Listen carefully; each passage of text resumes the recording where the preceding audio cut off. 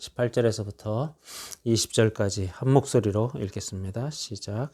모든 기도와 간구를 하되 항상 성령 안에서 기도하고 이를 위하여 깨어 구하기를 항상 힘쓰며 여러 성도를 위하여 구하라. 또 나를 위하여 구할 것은 내게 말씀을 주사 나로 입을 열어 복음의 비밀을 담대히 알리게 하옵소서 할 것이니 이 일을 위하여 내가 쇠사슬에 매인 사신이 된 것은 나로 이 일에 당연히 할 말을 담대히 하게 하려 하심이라. 아멘.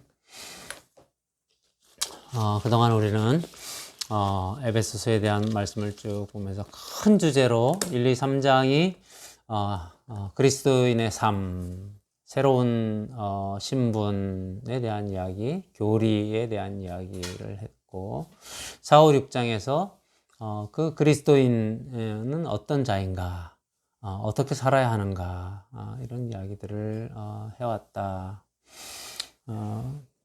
그 중에 지금 마지막 6장에 와서 영적 전쟁에 대한 이야기들을 쭉 해오고 있었습니다.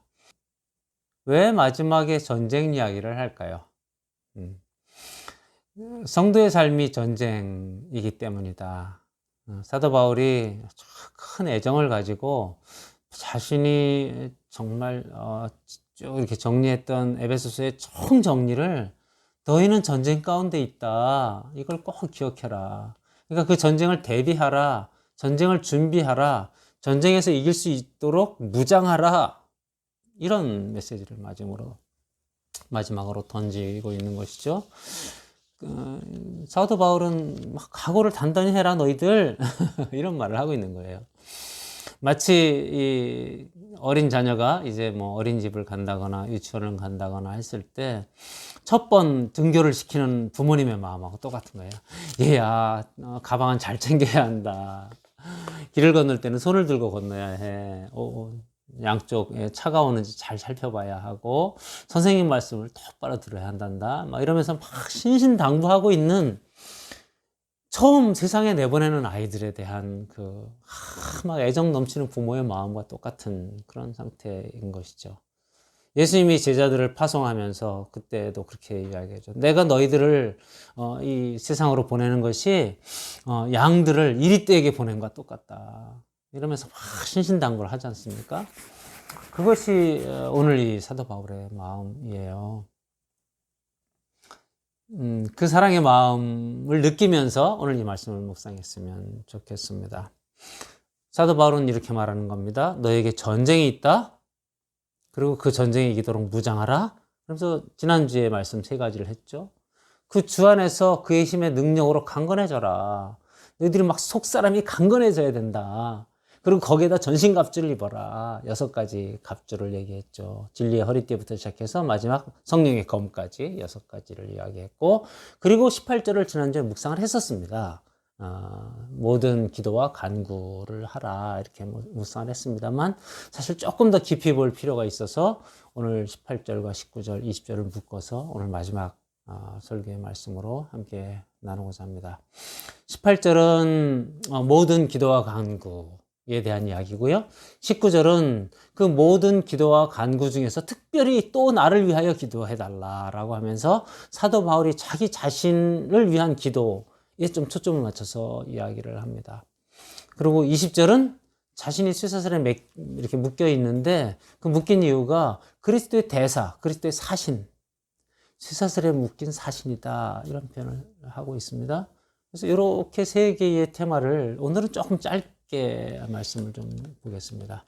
그리고 이제 우리가 그동안 열방하나교회가 6개월, 7개월을 지금 달려왔고 에베소서 강의를 마치면서 저 나름대로 열방하나교회 목회는 어떻게 되어야 하는가 이런 고민을 했던 것들도 오늘 함께 설교를 들으시고 함께 이 예배 가운데 계신 우리 성도님들과 함께 나누고자 합니다. 그리고 기도 부탁도 좀 하려고 합니다.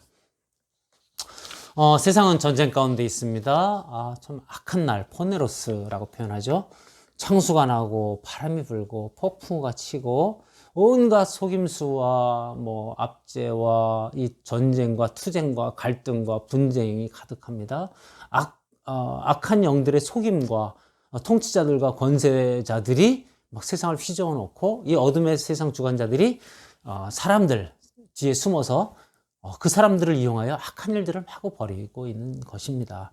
이런 전쟁터에 있기 때문에 첫 번째, 모든 기도와 간구로 항상 성령 안에서 너희가 기도하라, 구하라, 이런 이제 말씀이 18절의 말씀이죠. 제가 다시 한번 읽겠습니다. 모든 기도와 간구를 하되 항상 성령 안에서 기도하고, 이게 이제 첫 번째 이렇게 단락인데요. 그 뒤에 이를 위하여 깨어 기도하기를 항상 힘쓰며 여러 성도를 위하여 구하라. 크게 두 개의 문단으로 이렇게 쪼개서 볼 수가 있습니다. 첫 번째는 모든 기도와 간구를 하되 항상 성령 안에서 기도하고, 이게 첫 번째. 제가 이걸 왜 첫 번째라고 말씀드렸냐면 헬라어에는 요 18절이 주동사가 두 개로 쪼개져요. 첫 번째는 praying always 이렇게 되고요. 두 번째 요 깨어서 이를 위하여 깨어 구하기를 이렇게 되는데, 깨어 구하기를 이라는 표현이 watching이라는 표현입니다. watching there unto with all perseverance and supplication 이렇게 표현되어 있어요. 그래서 주동사 두 개가 watching, praying이라는 첫 번째 동사와 두 번째 watching이라는 동사 이렇게 두 개로 이루어져 있습니다. 그리고 그것들을 수식하는 이제 형용사 구가 쭉 따라옵니다. 그래서 동사는 praying and watching입니다. 이 전쟁에서 모든 기도와 간구라고 하는 게 praying. 그 다음에 이를 위하여 깨어 기도하라, 깨어 구하기를 이렇게 표현된 것, 그게 watching입니다. 그래서 첫 번째, praying에 대한 건데요. 기도. 여러분, 기도 생각하면 어떤 느낌이 드세요? 한국의 많은 분들이 기도 그러면 의무, 명령, 이렇게 생각하시는데요. 그렇게 성경이 기도하라, 깨어 기도하라 그러니까 명령이기도 합니다만, 그러면 너무 힘들죠. 기도는 소통, 사귐. 소통이며 사귐입니다. 여러분, 하나님을 사랑하십니까? 사랑하는 애인이 생겼습니다. 그 애인과 억지로 통화하십니까? 억지로 사귀십니까? 아니, 사랑하는데 억지로 사귈 일이 뭐가 있으며 억지로 통화할 일이 뭐가 있습니까? 보고 또 보고 헤어져도 또 통화하고 싶고 그런 게 정상인 것이죠. 그래서 요한일서 1장 3절에서는 사도 요한이 그렇게 말합니다. 참 요한 사도는 참 따뜻한 사도예요. 사랑에 대한 사도, 사랑의 사도다 이렇게 표현하죠. 우리가 보고 들은 바를 너희에게 전함은 이렇게 표현하면서 사귐이 있게 하려고 합니다. 그러면서 그것은 아버지와 예수 그리스도와 함께 누림 이렇게 표현합니다.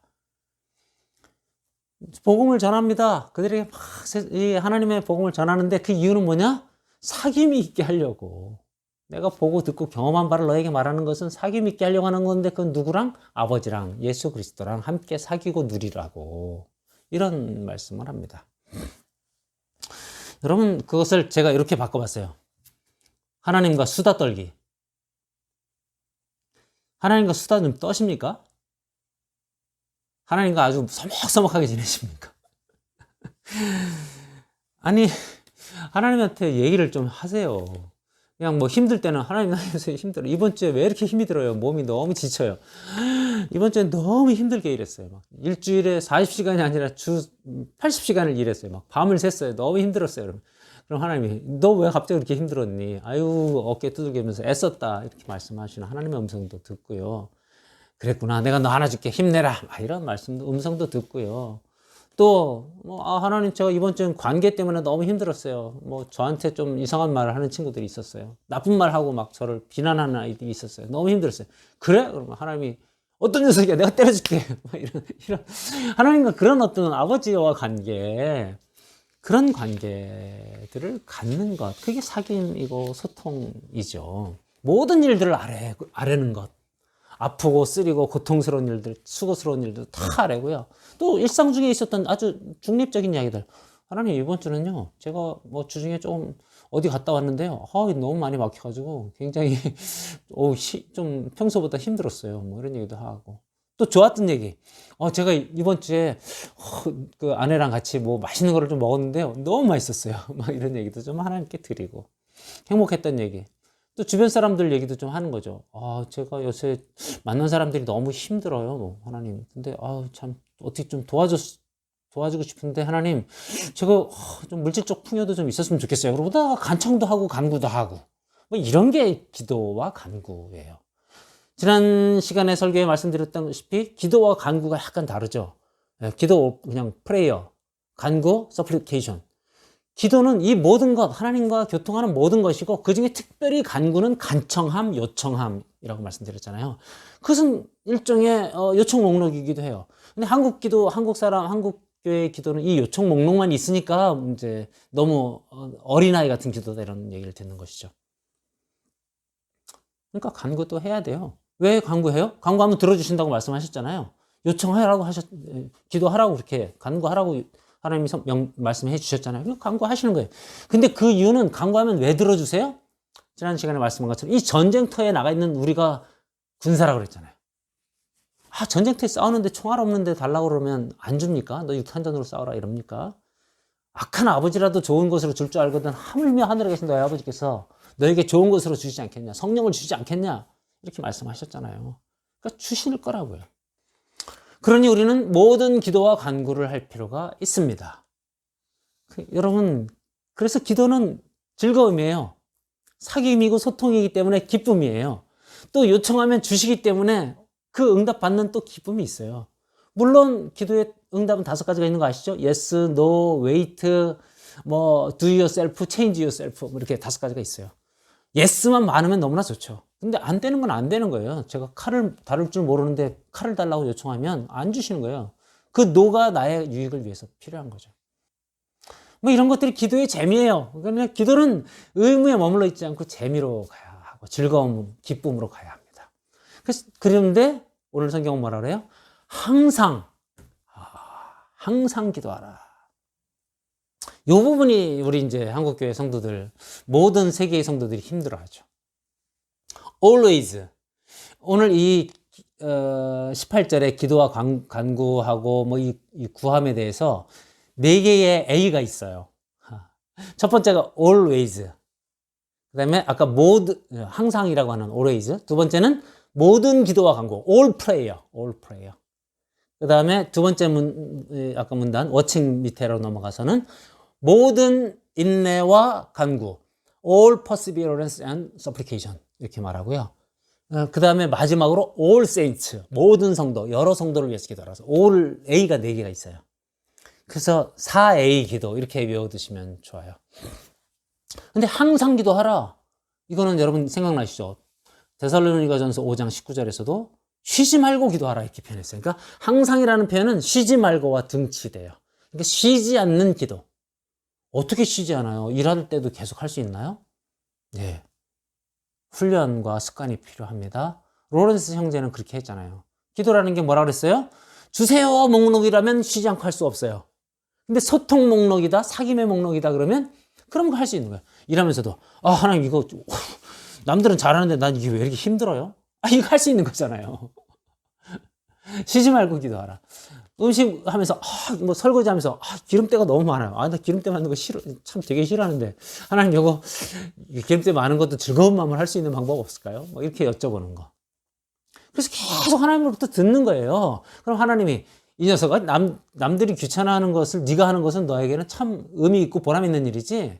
하나님의 음성을 듣고 하나님의 뜻도 알아듣게 되고 그분이 우리에게 전략과 전술을 알려주세요. 이렇게 싸워 이럴 때는 지혜를 주세요. 말씀으로. 막 이런 거면은 쉬지 말고 기도하는 게 불가능할까요? 가능하죠. 옆에 정말 너무나 지혜로운, 나를 도와주는 너무나 지혜로운 정말 지혜로운 어드바이저, 그런 자문이 있어요. 제갈 공무야 같은 사람이 있어요. 그럼 계속 묻지 않겠어요? 아니면 이럴 때는 어떻게 할까요? 공명 선생님 이럴 때는 어떻게 할까요? 그런 똑같은 거죠. 하나님 이럴 때는 어떻게 할까요? 계속 기도하고 소통하는 거, 그분으로부터 음성을 듣는 거, 하나님의 뜻을 분별하도록 듣는 거, 이게 항상 기도하래요. 그러니까 기도는 때로는 그게 안 될 때는 막 답답할 때, 막 낙심될 때 그때는 여러분 기억하세요. 누가복음 18장에 그 불의한 재판관과 과부의 이야기가 있잖아요. 그러니까 항상이라고 하는 것은 쉬지 말고라고 하는 것은 그런 때도 하라는 거예요. 어려울 때도. 막 지쳐 있을 때도 하라는 거예요. 그래서 기도는 사역이라고 그렇게 표현하는 목사님들이 많죠. 저도 동감합니다. 예수님도 마지막 겟세마네 동네 산에서 기도할 때 쉽지 않았다는 것, 그게 막 땀방울이 핏방울이도록 했다는 거잖아요. 제자들은 다 잠들었잖아요. 그런데 예수님은 그거를 막 견디시면서 깨어서 기도하셨던 것, 그게 쉬지 말고 또 다른 의미이기도 합니다. 다니엘은 이방 땅 포로로 간 그 바벨론에서 기도하기가 쉬웠겠습니까? 근데 예루살렘을 향해서 하루에 3번 기도했잖아요. 그러니까 어떤 면에서 기도는 또 투쟁이고 사역이고 전쟁이기도 해요. 그 대표적인 사례로 여호수아가 아말렉과의 싸울 때 아론과 훌이 모세의 팔을 이렇게 들고 기도하는 그 장면, 기도는 사역이에요. 견뎌내야 되는 것 중에 하나이기도 해요. 그러니까 이거 끝까지 하기로 작정해야 됩니다. 그게 always, 항상. 그리고 세 번째가 성령 안에서. 여러분, 이거 대단히 중요합니다. 저에게도 사실은 때로 이렇게 기계적으로, 형식적으로 같이 밥 먹을 때 기도합시다. 그래서 이렇게 머리 숙이고 되게 반복적인 기도, 중언부언하는 기도 할 때가 있어요. 근데 제가 읽었던 책에 지금 책 제목은 생각이 안 나는데 그 책에서 뭐라고 표현하냐면 성령의 임재가 느껴지지 않는 기도는 하지도 않아. 그분은 성령의 임재가 느껴질 때까지 기다려요. 저는 거기서 사실 되게 충격을 받았었는데 또 저도 이제 잊어버리고 지냈던 거죠.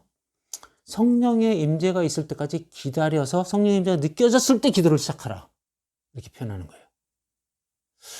저는 우리의 기도가 성령 안에서라는 이 표현이 너무너무 중요하다. 왜냐하면 우리 자신으로는 하나님께 나아갈 자격이 안 되잖아요. 그러니까 주님을 의지해서, 주님의 이름을 의지해서 나가잖아요. 그러니까 성령 안에서 나가야지 하나님이 들으신다는 거예요. 그러니까 성령 안에 나가는 것. 그게 무슨 말입니까? 성령이 우리 가운데 임재하시고 주의 말씀과 주의 뜻과 예수님의 생각과 이런 것들을 가득해서 내가 사라지고 성령이 인도하는 기도. 그런 경험 해보셨습니까? 저는 이제 아주 짜릿한 경험들을 몇 번 했죠. 그때 저의 모습은 어땠냐면 정말 내가 없었어요. 제가 막 말이 너무나 자유로웠고 완전 해방되어 있었고 죄와 이런 거에서 묶임이 없었고 제 기도는 거침이 없었어요. 그런 경험이 있습니다. 막 기도가 정말 흔히들 말하죠. 5분 기도한 것 같은데 2시간 기도했더라. 막 이런 기도.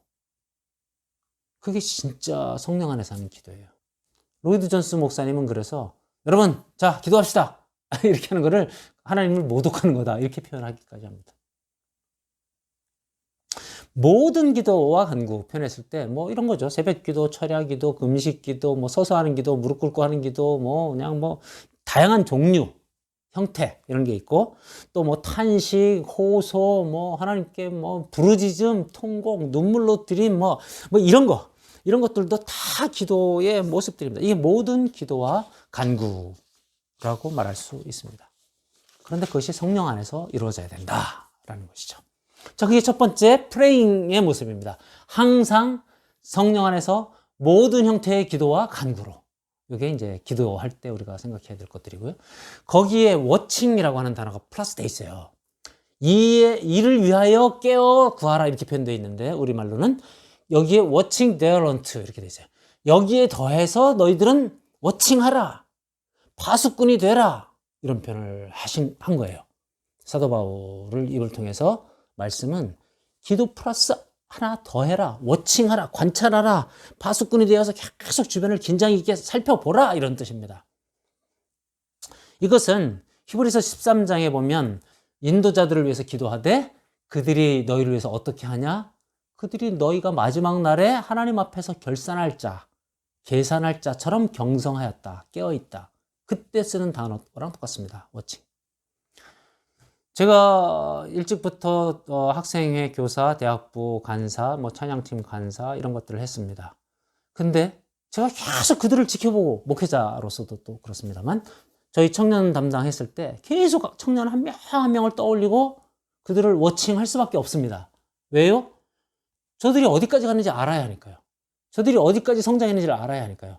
저들이 어디로 끌려가고 있는지, 죄로 끌려가고 있는지, 홍수에 흘러내려가고 있는지를 봐야 되니까요. 그러면 구출해내야 되니까요. 목자의 마음, 아비의 마음이 그런 거예요. 그래서 워칭하라라는 말은 그런 말입니다. 기도하는데 그냥 기도하는 것은 어쩌면 나와 하나님과 일대일일 것이라면 워칭은 옆에 동료들을 돌아보라는 거예요. 그래서 이 전쟁에 있어서 첫 번째가 나의 강건함과 나의 단단하게 서는 것이라면 두 번째는 동료들을 돌아보라는 의미의 말씀입니다. 이때 뭐라고 합니까? 항상 힘쓰며 all perseverance and supplication. 네, 영어로는 모든 인내와 간구를 표현합니다. 항상 힘쓰라. 아까 사역이라고 말씀드렸잖아요. 진짜 견디면서 동료들을 지켜보고 동료들을 지켜내야 합니다. 그래서 지난주에 제가 론 서바이버라고 하는 영화를 말했잖아요. 그들이 자신을 단련하고 힘쓰고 노력하고 인내하는 이유가 뭐예요? 동료를 지키려고. 당연히 자기도 살지만 동료를 지키려고 하는 거죠. 그리고 여기에는 뒤에 이어서 여러 성도를 위하여 구하라. 이렇게 돼 있단 말이에요. 여러 성도가 all saints, all saints, all perseverance and supplication으로 all saints를 위하여 구하라. 여러 성도들, 우리 주변에 있는 모든 성도들을 위해서 구하라. 기억하시죠, 여러분? 주기도문의 전반부 세 개는 하나님에 대한 기도고 후반부 세 개는 전부 우리 기도잖아요. 오늘날 우리에게 일용할 양식을 줍시고, 나만 일용할 양식 달라는 게 아니고 우리에게 일용할 양식을 줍시고. 내가 잘 먹고 잘 사는 게 문제가 아니에요. 옆에 사람이 굶는 것도 돌아보라는 거예요. 우리를 시험에 들게 하지 마옵시고. 왜 나만 시험에 안 들면 되지? 옆에 사람은 왜? 옆에 사람 시험에 들도록 냅두면 옆에 사람이 결국 사단에게 먹히면 끌려가면 그 오염이 누룩처럼 파고들어서 전체를 오염시킵니다. 곰팡이처럼 들어와요. 우리를 악에서 건져 주옵소서. 왜 우리 기도를 하냐 말이에요. 전쟁이라고 하는 속성을 생각하면 이 우리 기도가 왜 필요한지, 다른 성도를 위해서 기도해야 되는 이유가 뭔지를 압니다. 한쪽 전선이 뚫리면 무슨 일이 벌어져요? 그쪽으로 적군이 와르르 들어와서 우리를 거꾸로 뒤에서부터 공격하는 일이 벌어집니다. 그래서 한 사람의 실패는, 한 사람의 믿음의 실패는 그 사람의 실패와 믿음의 실패로 끝나지 않아요. 사실은 이게 되게 어려운 이야기입니다. 어디까지 내가 주변 사람들을 돌봐야 해? 이런 생각이 들 때가 있습니다. 어떨 때는. 근데 제가 어려서부터 그런 책임감을 가져서 가족들을 전도하고 막 이랬을 때 저는 가족들에 대한 그런 책임감 이런 것들을 좀 가졌던 편이에요. 근데 어떤 때는 너무 내가 이거 힘에 딸린다. 이런 생각이 들어요. 그런데 여기서 뭐라 그래요? all perseverance. 모든 인내로, 모든 견딤으로 그걸 해내라. 이렇게 말하고 있는 거예요. 때로는 아주 이기적이고 개인적으로 나만 지키면 되지. 내가 뭐 여기까지. 이렇게 말할 수 있습니다. 그건 하나님 뜻이 아니에요. 다른 성도들을 네가 돌봐라. 워칭하라. 이렇게 돼 있는 거예요. 그래서 성경 곳곳에서는 각각 자기 일을 돌아볼 뿐더러 남의 일을 또 동시에 돌보라 이렇게 성경은 얘기를 하고 있는 거예요. 곁에 있는 동료들을 위해서 싸우는 자입니다. 동료들의 형편을 살피는 자여야 합니다.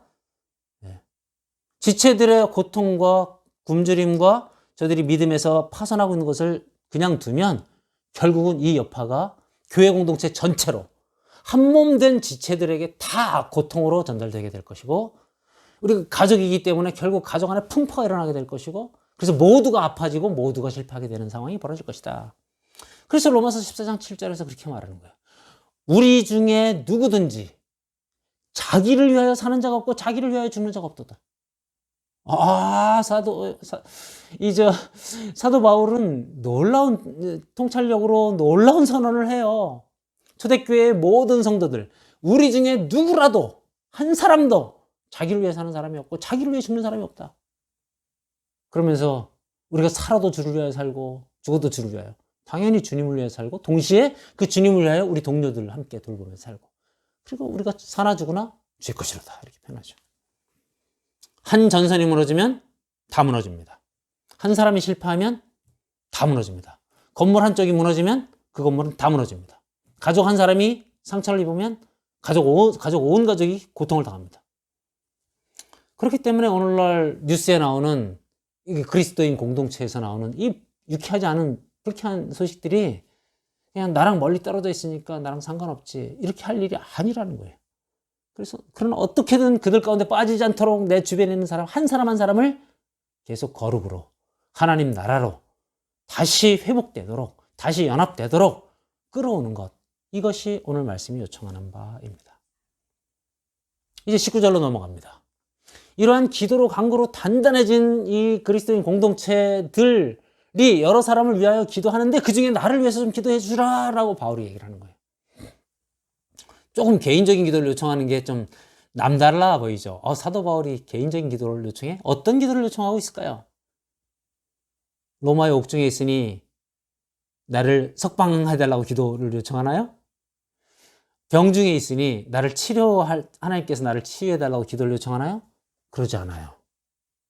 오늘 사도 바울의 기도는 세 가지 정도로 얘기할 수 있습니다. 첫 번째, 나에게 말씀을 주옵소서. 하나님께서 나에게 말씀을 주도록 기도해달라. 두 번째, 내가 입을 열을 수 있도록 기도해달라. 세 번째, 담대히 복음을 전할 수 있도록 기도해달라. 이 세 가지입니다. 정말 하나도 어떤 것도 자신의 유익을 위해서 기도하지 않고 하나님의 유익을 위해서 기도해요. 하나님의 뜻을 위해서 기도해요. 이 복음을 전해서 다른 동료들의 유익을 위해서 기도해요. 철저히 타자적인 기도를 합니다.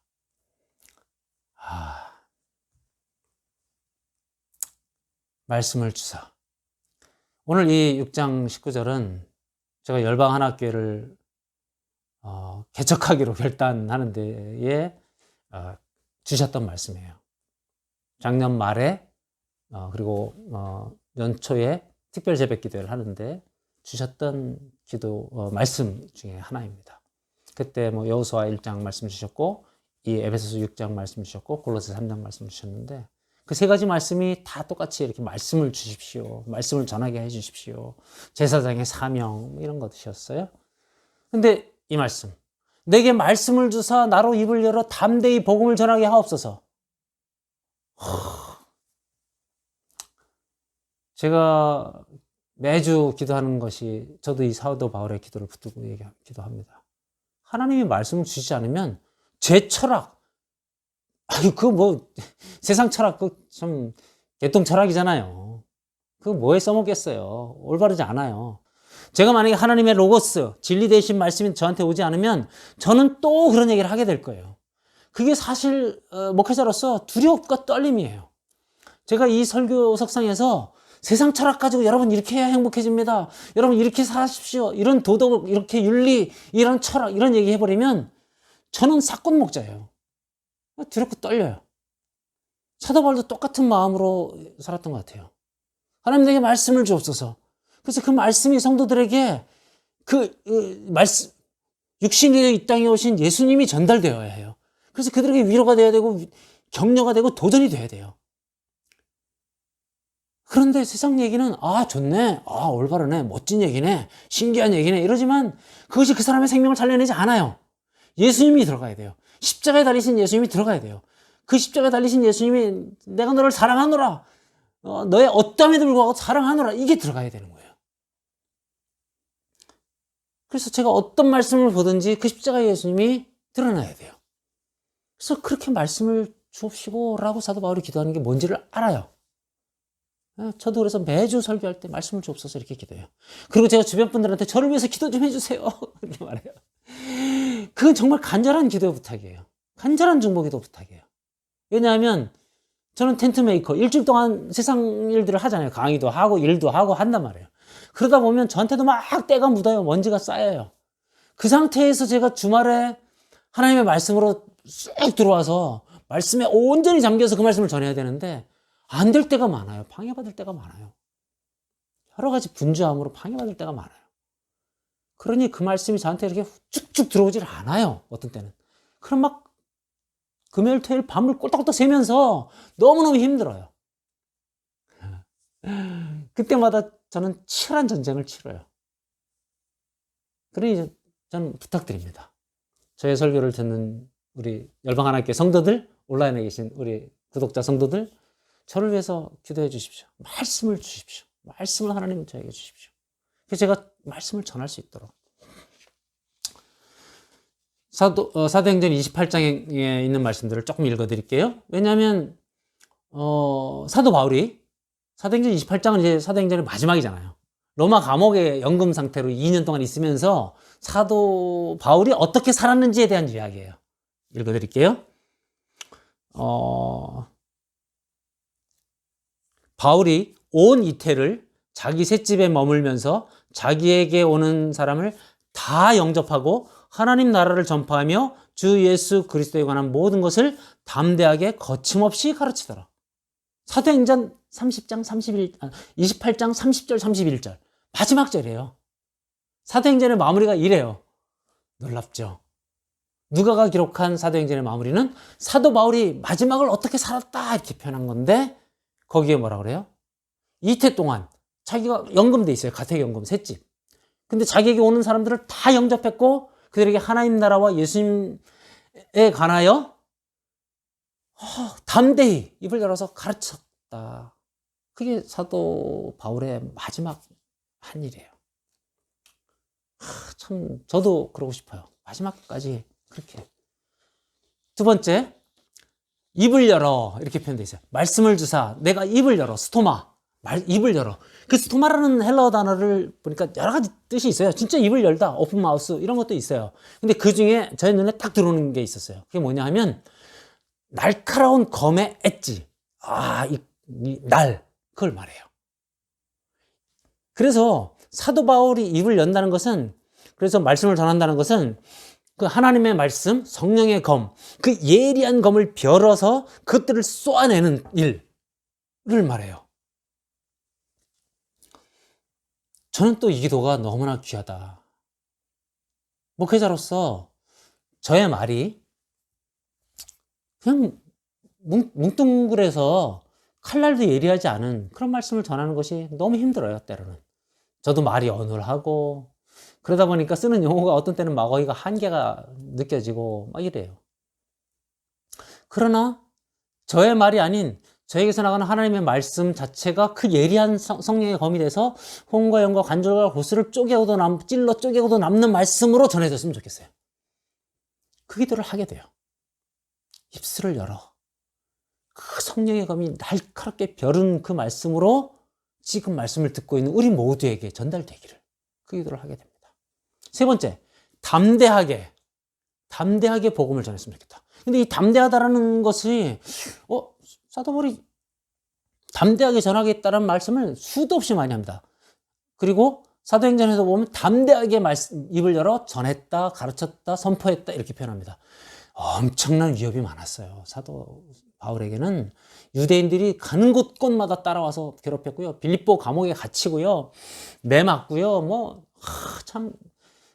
아시지 않습니까? 40에 하나 감한 매를 5번이나, 태장을 3번이나 맞았고, 파선의 위험과 강의 위험과 도적의 위험과 여러 번 죽을 고비를 넘긴 사도 바울. 그러니까 자기가 말씀을 전하는 때마다 그 위협들이 왔어요. 그러니까 담대히 전하는 것이 되게 중요했어요. 어쩌면 저도 이 설교를 하면서 가끔 주춤주춤할 때가 있습니다. 왜냐하면 제가 굳이 또 너무 광신도처럼 보이는 게 좀 싫다라는 생각이 조금 있어요. 또 너무 확신하게 말할 때 뒤에서 이렇게 네가 진짜 그게 확실해? 이렇게 물을 때가 있어요. 왜냐하면 제가 연구하는 한계들을 저도 아니까요. 또 이런 거죠. 품위도 좀 지키고 싶다. 들고요. 약간은 좀 평판이나 이런 칭찬이나 이런 것도 받고 싶다, 이런 생각이 들 때도 있어요. 이게 약간 좀 저의 지식을 자랑하고 싶은 마음이 또 이렇게 들어올 때도 있어요. 이런 모든 것들이 담대함이라는 단어에 포함돼요. 그런 이렇게 과장과 수식과 이런 거, 부정확한 이런 거 없이 그냥 담백하게 전하는 설교, 그게 담대함인 거죠. 그러면서 그런 담대함으로 복음을 전하고 싶다, 그게 사도 바울의 기도의 요청이었어요. 그게 6장 20절 하반절에도 이렇게 나오는데 아주 말이 참 이렇게 우리 한글 번역이 잘 돼 있어요. 당연히 전할 것을 담대히 전하도록. 당연히 전할 것을 담대히 전하도록 해달라, 이렇게 표현되어 있어요. 당연히 전할 복음, 그것을 담대히 전하도록. 저를 위해서 그렇게 기도해 주십시오. 사도 바울도 말이 어눌했지만 담대히 전했던 것처럼 저도 말이 어눌합니다. 그래서 저의 어눌함에 제가 주눅들지 않고 제가 말씀을 전할 때 담대히 복음만 전할 수 있도록, 십자가만 전할 수 있도록 그렇게 기도해 줬으면 감사하겠습니다. 아까 30절과 31절을 읽었는데요. 23절과 24절에도 그렇게 나와요. 하나님 나라와 예수님에 대해서 아침부터 저녁까지 전했다. 이렇게 표현돼요. 하루 종일 연금당한 상태에서 사슬을 메고 로마 병사가 같이 묶여있는 그 상태에서도 하루 종일 자기를 찾아오는 사람들을 다 예정된 대로 다 영접해서 하나님 나라와 예수님에 대해서 얘기합니다. 하나님 나라와 예수님에 대한 이야기가 그렇게 중요해요. 그러니까 설교에서 하나님 나라를 빼먹고 설교에서 예수님에 대한 이야기를 하지 않으면 그건 설교가 아닌 거예요. 오늘날 한국교회 강단에서 하나님 나라 소망, 천국에 대한 소망, 하나님 나라가 얼마나 좋은 것이에 대한 얘기가 계속 선포되어지고 예수님의 복음, 그의 성육신, 오심, 낮아지심, 죽으심, 부활, 또 다시 오실 재림, 심판에 대한 이야기를 하지 않으면 그거는 설교가 문제가 있는 거예요. 여러분 기억하십시오. 우리는 다 용사들로 부름받았습니다. 그리스도의 군사로 부름받았습니다. 그 군사로 부름받았는데 오늘 사도 바울은 20절에서 그리스도의 대사, 쇠사슬에 묶인 사신, 엠베서더, 대사다 이런 표현으로 한 걸음 더 나가요. 적진에 들어가 있는 대사인 거예요. 세상에 파송된, 하나님 나라 시민권을 가진 우리가 세상에 파송된 대사요, 엠베서더요, 사신이다 이렇게 표현한 거예요. 그 미국에 한국 대사관이 있으면 그게 한국 영토잖아요. 그런 것처럼 이 세상, 어둠의 세상 주관자, 세상에 사단이 가득하죠. 근데 그 속에 우리가 하나님 나라 영토를 갖고 있는 거예요. 우리 한 사람 한 사람이 다 영토를 가진 거예요. 그러니까 이게 늘어나면 늘어날수록 영토가 늘어나는 거예요. 하나님 나라 확장이라는 것은 저는 그렇게 어느 날 하나님이 깨달음을 주셨어요. 한 사람 한 사람이 하나님 나라고 한 사람 한 사람이 영토다. 그러니까 이 땅 따먹기, 하나님 나라 땅 따먹기. 그래서 한 사람 한 사람이 늘어나. 그러면 세상 가운데 하나님 나라가 늘어나는 거예요. 누룩처럼 번져가는 거예요. 그러니까 전도가 소중해요. 그 사람들에게 복음을 전하는 일이 너무너무 소중해요. 그런데 조심해야 됩니다. 사단이 가만두지 않죠. 자기 영토가 뺏기는데. 이게 이제 그리스도의 대사에 대한 이야기입니다. 말씀을 정리합니다. 우리는 신분이 바뀐 사람들입니다. 에베소서 전체가 그렇게 말했죠. 신분이 바뀌었습니다. 여러 가지 표현합니다만 4가지만 표현하면 우리는 한 몸 공동체가 되었습니다. 하나님의 가족이 되었습니다. 그리고 하나님의 성전이 되어 있습니다. 그리고 마지막으로 하나님의 용사, 군사, 워리어, 칼 들고 우뚝 서 있는, 절대 쓰러지지 않는 우뚝 서 있는 용사. 이렇게 4가지로 제가 하나님의 신분이 바뀌었다. 이렇게 말씀 정리해 드리고 싶습니다. 그러면 그 용사답게 살아야 하잖아요, 이제. 근데 그 용사됨, 또 가족됨, 성전됨, 한 몸 공동체됨을 한 단어로 말하려면 뭐라고 말할 수 있을까요? 상호 의존, 상호 연결. 우린 연결되어 있어요. 하나예요. 이게 열방 한학교회가 열방 한학교회라고 하는 이름으로 정하게 된 에베소 1장 10절에서 주신 말씀입니다. 하늘에 있는 것이나 땅에 있는 것이나 다 그리스도 안에서 통일되게 하려 하십니다. 아나케팔라예요. 뒤에 있죠. 하나됨, 연합됨, 통일됨, 하나됨이에요. 이런 우리들의 모든 신분의 변화는 결국 하나됨이라는 단어, 연결됨이라는 단어로 종합할 수 있습니다. 이 영광스러운 전쟁에 우리는 소집된 군사입니다. 그리고 이 영광스러운 가족에 편입된 가족입니다. 이 영광스러운 교회, 그리스도께서 몸을 던지사 주신 그 교회에 한 교회 공동체로서 들어왔습니다. 한 몸이 되었습니다. 그리스도를 머리로 한 몸이 되었습니다. 이 모든 게 얼마나 영광스럽습니까? 여러분, 교회에 들어와 있는 게 영광스럽지 않고 부담스럽고 책임감이 느껴지신다고요? 여러분, 조금 더 성장하시길 부탁드립니다. 조금 더 생각을 바꾸시고 하나님을 더 많이 알아가시길 바랍니다. 성경을 좀 더 알아가시고 자라나시길 바랍니다. 그러면 여러분, 이것이 영광스러운 것이고 얼마나 위대한 것인가를 알게 될 겁니다. 거기까지 도달하면 우리는 이 싸움에 참여하는 것만으로도 하나님 감사합니다. 죽어도 좋사오니 내가 주를 위하여 살겠습니다. 주를 위하여 죽겠습니다. 이런 말을 할 수 있게 되리라고 믿습니다. 저는 저희 열방하나교회 성도들, 오늘 온라인 교회에 있는 분들이 그런 모든 그리스도의 대사, 그리스도의 용사, 그래서 넉넉히 이기며 살아가는 이 땅 가운데서 막 매풍이 몰려도 폭풍이 몰아쳐도 흔들림 없는 그런 분들로 다 살아가는, 그래서 세상에 어떠함에도 불구하고 얼굴에 참 평강, 희락, 그 의의가 가득한 그런 분들로 살아가시기를 주님의 이름으로 축원합니다. 오늘 말씀은 여기서 마치고요. 오늘은 이제 광고를 조금 드리는 것처럼 약간의 중보기도를 요청하려고 합니다. 열방하나교회가 이제 7개월을 이제 마무리하고 에베소서 강의를 마쳤습니다. 그런데 오늘 이 온라인 성도들, 열방하나교회에 함께 예배에 참여하고 있는 온라인 성도들께 좀 부탁드리고 싶습니다. 제 마음에 저는 이제 5대 사역이라고 부르는데, 예배 사역이 있습니다. 그 다음에 성도의 교제, 코이노니아 이런 게 있습니다. 그 다음에 제자훈련 이런 거, 디다케 훈련이 필요합니다. 그렇게 예배에서 하나님의 음성을 듣고 그 들은 음성을 삶에서 어떻게 살았는지 성도들 안에서 교제하고, 그리고 또 그게 너무나 부족해서 더 많이 하나님을 알고 싶어서 교육훈련 제자훈련 받고 이렇게 됐을 때, 그래서 우리 안에서 막 그리스도 용사로서의 삶이 충만해졌을 때 우리는 자연스럽게 내가 나 혼자 그렇게 살 수 없어. 세상 사람들에게 전도하고 선교하고 이렇게 살게 되어지고, 그리고 하나님이 우리에게 풍성하게 부어주시는 축복을 누리며 그 축복을 나만 누릴 수 없어. 그래서 다른 사람에게 구제하고, 디아코니아 봉사하는 삶을 살도록 되어 있습니다. 이게 5대 사역이거든요. 그 중에 디아코니아도 빠져 있고, 우리가 코이노니아도 빠져 있고, 지금 다 뒤가 빠져 있어요. 디다케도 빠져 있고. 그래서 이제 코로나 때문에 이런 상황인데, 저는 온라인으로 출발했으니 좀 남들과 다른 목회 사역을 하고자 합니다. 교회로 이곳에 다 모이는 것, 그것이 불가능할 수 있습니다. 앞으로도. 그래서 저는 지역별 작은 교회들을 제가 섬기기를 원합니다. 그래서 온라인 교회, 열방하나교회 교인이 되어주기를 부탁드립니다. 그래서 온라인 교회, 열방하나교회 교인으로 기도하시면서 한 2달간 기도하시면서 연말까지 저에게 연락 주시면 그분들을 중심으로 열방하나교회를 온전히 설립하겠습니다. 이제는. 지금은 저희가 교인이 없기 때문에 기도처입니다. 10명이 넘어가면 교회로 설립이 가능합니다. 그래서 2달 동안 기도해 주시고, 나는 온라인 교회이지만 열방하나교회 성도가 되겠습니다.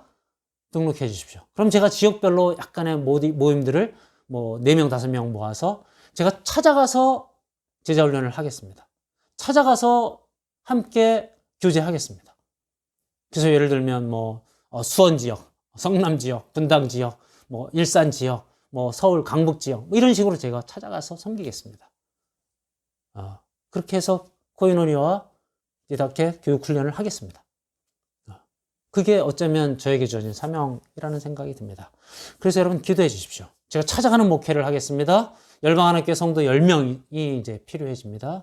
그래서 온라인 성도 중에 함께 참여하고자 하는 분들은, 그 섬김을 또 하고자 하는 분들은 저에게, 제가 핸드폰 맨 우리 설교 끝에 제가 항상 올려놓죠. 연락 주시고 기도하는 가운데에 함께 참여해 주시면 그분들과 함께 2021년은 정말 이 열방하나교회 이 군사된 사람들의 사역이 정말 이제는 제계도에 올라가서 이제 제대로 된 사역들을 좀 더 펼쳐나가는 확장된 사역으로 가도록 하겠습니다. 그리고 아까 사도 바울의 기도처럼 제게 말씀을 주십시오. 이 기도 계속 중보해 주시고요. 제가 입을 열어서 담대하게 그 날카로운 성령의 음으로 날카롭게 복음을 전하는 그런 목회자들로 함께 기도해 주셨으면 감사하겠습니다. 이제 우리 각자에게 주어진 말씀에서 주어진 말씀 가지고 함께 기도하며 오늘 예배를 마치도록 하겠습니다. 함께 기도하겠습니다.